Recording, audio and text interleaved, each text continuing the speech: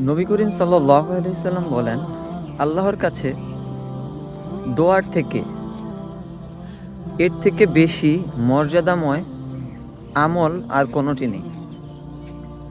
আল্লাহর কাছে দোয়ার মর্যাদা এত বেশি।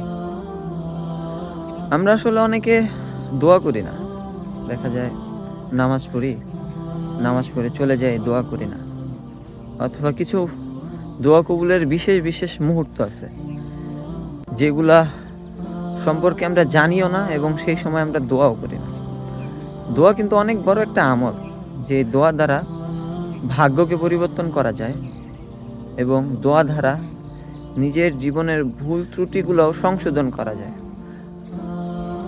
আল্লাহ তাআলা আমাদের প্রত্যেককে দোয়া করার মতো সঠিক বুঝ এবং সঠিকভাবে দোয়া করার তৌফিক দান করুক।